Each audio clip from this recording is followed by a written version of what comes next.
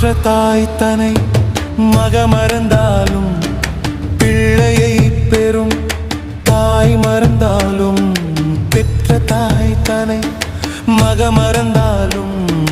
பிள்ளையை பெறும் தாய் மறந்தாலும் உற்ற தேகத்தை உயிர் மறந்தாலும் உயிரை மேவிய உடல் மறந்தாலும் கற்ற நெஞ்சகம் கலை மறந்தாலும்